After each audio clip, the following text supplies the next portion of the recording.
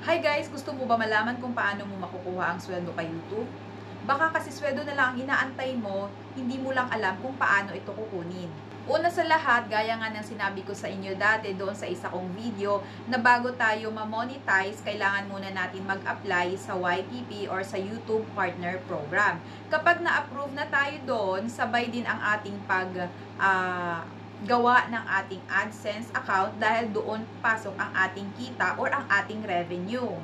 Then, pag nakagawa na tayo ng ating Google AdSense account, kailangan muna nating i-verify yon. Magpapadala sa atin si AdSense ng PIN para ma-verify natin ang ating account. Bago tayo mapadalhan ng PIN verification, kailangan muna natin maabot ang $10 threshold para yun yung ikakaltas ni AdSense bago tayo mapadalhan. Then, pag napadalhan ka na at na-verified mo na, kusa na yung papasok sa AdSense natin yung ating revenue or yung kita natin mula sa video na gawa natin. Based lang sa aking experience, ay tuwing katapusan ang cut-off ng ating sweldo, and then second week or first week of the month ay papasok naman yun sa ating AdSense.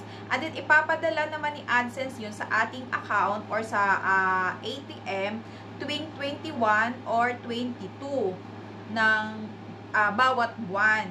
Remember guys, kailangan muna nating paabutin ng $100 dahil hindi yun isi-send sa atin ni AdSense kung hindi aabot ng $100. Kung hindi naman siya aabot, next month, maiipon naman yun, maibibigay din sa atin yun ni AdSense. May tatlong option kung paano isi-send sa atin ni AdSense ang ating revenue. Una ay bank transfer or ATM.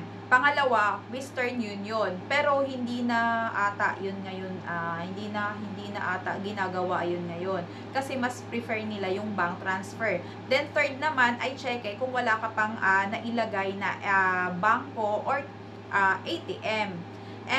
Pero yung kasi yung cheque matagal dumating. Most vloggers ay ang ginagamit nila ay bank transfer or ATM dahil mas madali siya gamitin.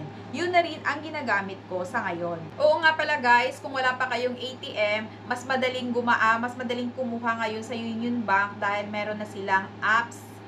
I-download nyo lang sa Play Store, and then one ID lang, pwede ka nang ma-approvean. Then, maipapadala, mag-request ka lang ng ATM, ipapadala na sa'yo yung ATM after 1 month.